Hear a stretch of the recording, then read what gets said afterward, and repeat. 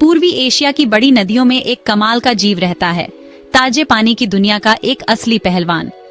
यह grass carp है, सीटेनोफेरेंजोडॉन इडेला, जो कार्प परिवार का एक सदस्य है जिसने दुनिया भर की झीलों और नदियों में अपना घर बना लिया है। इसकी शुरुआत पूर्वी एशिया की विशाल नदी प्रणालियों में हुई थी, उत्तर में अमूर नदी से लेकर वियतनाम में पश्चिम नदी तक।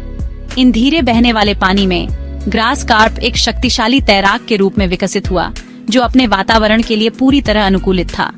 इसका लंबा टॉर्पीडो जैसा शरीर स्थिर गति के लिए बना है और इसकी गहरी जैतून जैसी पीठ चांदी जैसी सफेद पेट में घुल जाती है। जलीय छलावरण का एक उत्कृष्ट उदाहरण। बड़े क्रॉस हैच वाले शल्क एक मजबूत लचीला कवच बनाते हैं जो इसे खरोंच और खतरों से बचाते हैं। इसका चौड़ा सिर और टर्मिनल मुंह पानी के अंदर की वनस्पति चढ़ने के लिए पूरी तरह से स्थित हैं। कई कार्प के विपरीत इसमें बारबेल नहीं होते हैं और यह एक समर्पित शाकाहारी है जो पानी के नीचे के घास के मैदानों को चरता है। ग्रास कार्प एक अनोखा विशालकाय जो पानी की सतह के नीचे की दुनिया को चुपचाप आकार दे रहा है। एक ग्रास कार्प का जीवन खाने की एक प्रबल आवश्यकता से प्रेरित होता है। एक अतृप्त शाकाहारी के रूप में यह पानी में डूबी हुई जलीय वनस्पतियों को खा जाता है, जिससे तेजी से विकास होता है। छोटे फ्राई प्लैंकटन से शुरू करते हैं, लेकिन जल्दी ही पौधे आधारित आहार पर स्विच कर जाते हैं। एक परिपक्व ग्रास कार्प रोजाना अपने शरीर के वजन के बराबर पौधे खा सकता है। यह एक अद्भुत उपलब्धि है। गर्म भोजन समृद्ध पानी में वे अपने पहले साल में 5 किलोग्राम से अधिक तक पहुंच सकते हैं। उनके गले के अंदर विशेष ग्रसनी दांत कठोर पौधों को पचाने योग्य गूदे में पीसते हैं। ग्रास कार्प बड़े धीमी गति से बहने वाली नदियों और झीलों में पनपते हैं जो वनस्पति से भरपूर होते हैं। जब अंडे देने का समय आता है तो वे ऊपर की ओर प्रवास करते हैं, अंडे को धारा में छोड़ देते हैं ताकि चक्र फिर से शुरू हो सके। ग्रास कार्प की जलीय पौधों की विशाल मात्रा खाने की असाधारण क्षमता इंसानों की नजर से नहीं बच पाई। 20वीं सदी के मध्य में जब दुनिया भर के लोग आक्रामक खरपतवारों से घिरे जलमार्गों की समस्या से जूझ रहे थे, तब एक नया विचार जोर पकड़ने लगा। क्या यह मछली समाधान हो सकती है? अवधारणा सरल थी। ग्रास कार्प को जैविक नियंत्रण के रूप में पेश करना, एक जीवित तैरने वाला लॉन मूवर जो अवरुद्ध नहरों, झीलों और जलाशयों को साफ कर सके।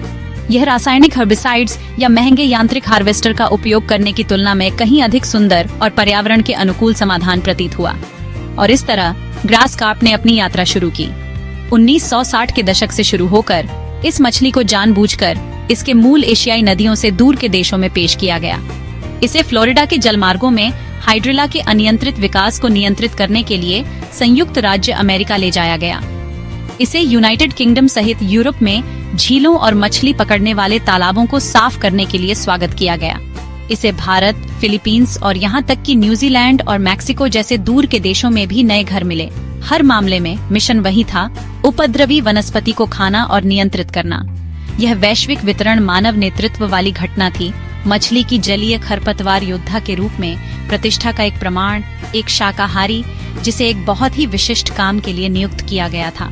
हालांकि किसी प्रजाति को नए वातावरण में लाना एक जटिल कारोबार है और इसकी आबादी को नियंत्रित करना सबसे महत्वपूर्ण है। ग्रास कार्प को जंगली प्रजनन करने वाली आबादी स्थापित करने से रोकने के लिए, जो संभावित रूप से देशी पारिस्थितिक तंत्रों को बाधित कर सकती थी, वैज्ञानिकों ने एक चतुर समाधान विकसित किया। उन्होंने बांझ या ट्रिप्लॉइड ग्रास कार्प बनाए। निषेचन के तुरंत बाद मछली के अंडों को तापमान या दबाव में बदलाव के अधीन करके वे मछली को सामान्य 2 के बजाय 3 सेट क्रोमोसोम के साथ विकसित करने के लिए प्रेरित कर सकते थे। यह सरल तरीका मछली को प्रजनन में असमर्थ बनाता है। यह सुनिश्चित करता है कि वे एक आत्मनिर्भर और संभावित रूप से आक्रामक आबादी बनाने के जोखिम के बिना अपने खरपतवार सफाई कर्तव्यों का पालन कर सकें। ये बांझ मछलियां दुनिया के कई हिस्सों, खासकर उत्तरी अमेरिका और यूरोप में परिचय के लिए मानक बन गईं। उन्होंने ग्रास कार्प की भूख के सभी लाभ प्रदान किए बिना दीर्घकालिक पारिस्थितिक जोखिमों को कम किया। मत्स्य प्रबंधक सटीक रूप से गणना कर सकते थे कि किसी विशेष जल निकाय में खरपतवारों को नियंत्रित करने के लिए कितनी मछलियों की आवश्यकता है। तदनुसार झील या नहर में मछलियां डालते हुए मछली अपनी लंबी जिंदगी जिएगी, खुशी से चरती रहेगी, लेकिन जब वे अंततः मर जाएंगी तो कोई अगली पीढ़ी उनकी जगह लेने के लिए नहीं होगी, जब तक कि इंसान और मछली लाने का फैसला न करें। इस प्रबंधित दृष्टिकोण ने लोगों को ग्रास कार्प की शक्ति का नियंत्रित और जिम्मेदार तरीके से उपयोग करने की अनुमति दी।